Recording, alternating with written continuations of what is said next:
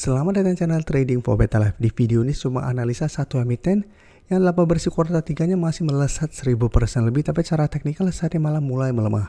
Bagaimana potensi saham di kedepannya, bakal masih menaruh untuk kita coba buy on support. Yuk kita coba pelajari analisanya di video ini. Semoga analisa yang diberikan ini bisa bermanfaat dan membantu teman-teman dalam mengambil keputusan. Untuk teman-teman belum subscribe channel ini, bisa tekan tombol subscribe agar tidak ketinggalan informasi dan analisa saham terbaru kan di-upload setiap harinya. Saham pertama akan saya analisa adalah saham TINS. Saham TINS bisa kita perhatikan hari Jumat masih lanjut turun hampir 7% ke harga 1205. Dan penurunan hari Jumat kemarin membuat TINS saat ini mencoba untuk menembus support di garis EMA 50 yang saat ini sekitar harga 1275.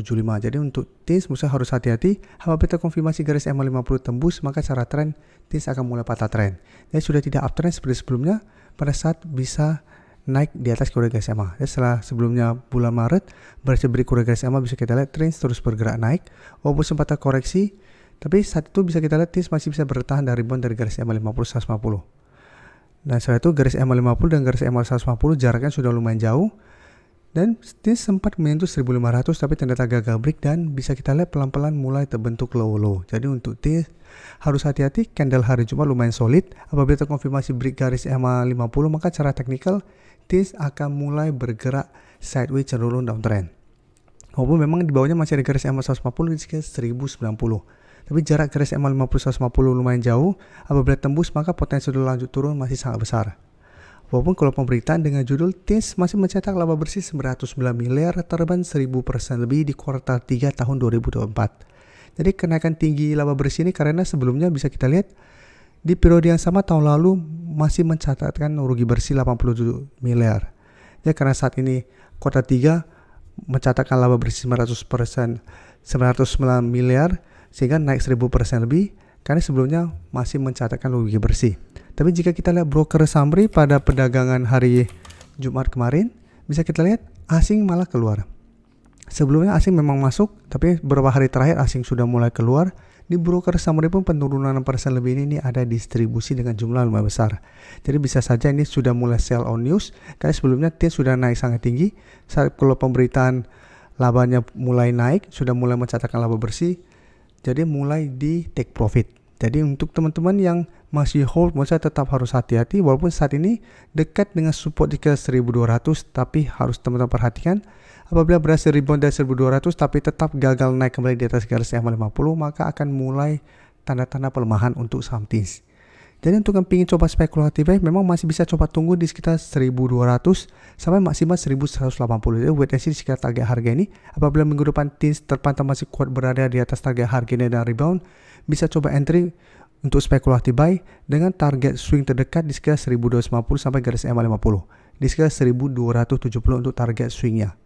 Dan sebaiknya jika entry apabila ternyata TINS gagal bertahan di 1200. Apabila masih lanjut turun minggu depan, sebaiknya jangan entry karena secara teknikal saya lihat masih ada potensi untuk kembali turun mendekati garis EMA 150 yang saat ini ke 1090. Selanjutnya untuk Antam bisa kita lihat secara teknikal juga bisa kita perhatikan di sini. Sebelumnya juga uptrend secara berhasil break kuadran garis EMA naik tinggi mengetes 1700, ternyata gagal break. Saat ini bisa kita lihat Antam sudah turun menembus kuadran garis EMA sehingga secara teknikal saatnya sudah tidak oke. Bisa kita perhatikan memang sempat rebound dari 1400. Setelah berhasil rebound bisa kita perhatikan garis EMA 50 150 masih berupa resisten lumayan kuat. Antam mencoba untuk naik, ternyata gagal dan hari Jumat masih turun 2% lebih dengan candle lumayan solid. Jadi untuk saham-saham yang downtrend selalu saya jelaskan, apabila mau entry memang masih bisa, tapi harus lebih disiplin, harus tahu kapan kita entry, kapan kita harus take profit. Jadi untuk Antam bisa kita lihat mencoba break dan tanda gagal, pertimbangkan untuk take profit. Jadi sama seperti TINS tadi, masih bisa coba pantau untuk entry di sekitar harga 1200 apabila memang masih bisa bertahan dari rebound. Tapi jadikan garis EMA 50 untuk target take profit apabila setelah berhasil rebound tetap gagal break. Dan untuk Antam bisa kita lihat satu minggu ini emang asing terpantau mulai masuk, tapi hari Jumat dan hari Rabu asing mulai keluar. Dan di broker summary juga bisa kita perhatikan penurunan 2% lebih ini masih ada distribusi. Sehingga saya lihat Antam masih akan sideways, masih akan bergerak di sekitar range harga 1400 sampai 1500 untuk minggu depan. Jadi untuk entry lebih oke menurut saya adalah coba tunggu kembali di sekitar 1400 apabila teman-teman ingin coba spekulatif buy saham Antam. Atau mau lebih oke lagi, tunggu Antam berhasil naik atau break 1500 baru ikutan entry. Karena apabila berhasil naik di atas kurva garis EMA, baru akan terkonfirmasi Antam akan mulai reversal lagi, akan mulai uptrend lagi. Dengan target kenaikan terdekat di 1550 sampai target lebih jauh sekitar 1600 apabila memang berhasil break garis EMA 50-150. Jadi lebih oke adalah tunggu berhasil break baru ikutan entry, karena apabila masih gagal break secara teknikal Antam masih akan sideways cenderung downtrend.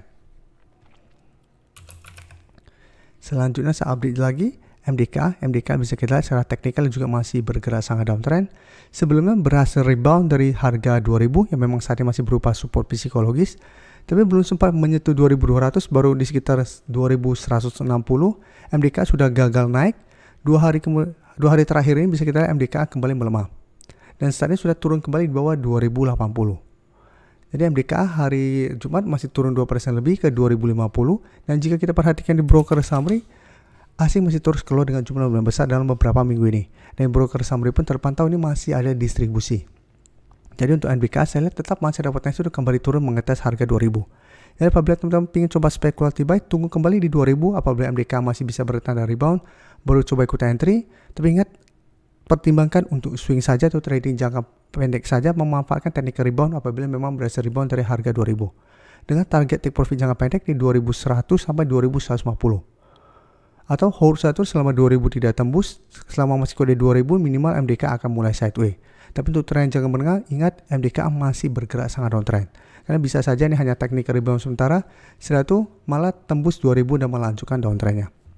Jadi selama belum ada akumulasi besar dan belum ada tanda-tanda untuk mulai terbentuk high low, harus hati-hati. Bisa saja itu hanya teknik rebound.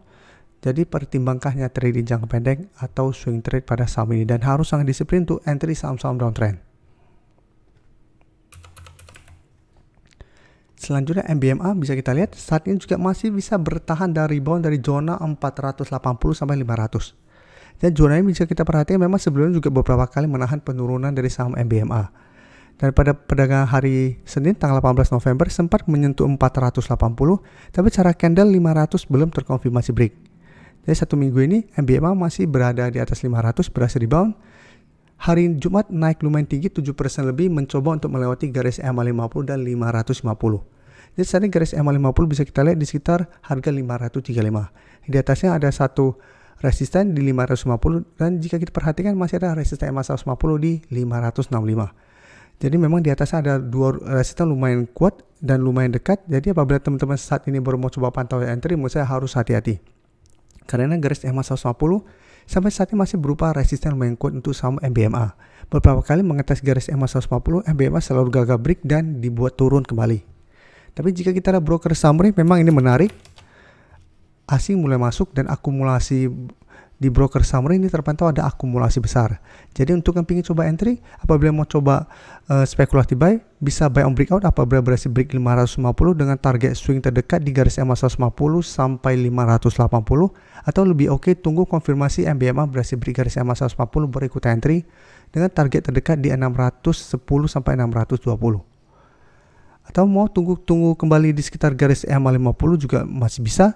Tunggu MBMA terkoreksi mengetes 535, apabila masih bisa bertahan baru entry di sekitar garis EMA 50 dengan target swing tetap sama di sekitar 580 sampai 600. Sedangkan untuk teman-teman sudah dapat di sekitar 500, Musa masih bisa hold selama MBMA tidak turun bawah 500 ini. Terima kasih telah menonton video ini. Like dan share video ini bila bermanfaat bagi teman-teman, dan support channel ini dengan cara tekan tombol subscribe agar channel ini bisa makin berkembang dan bisa membantu lebih banyak orang lagi. Terima kasih.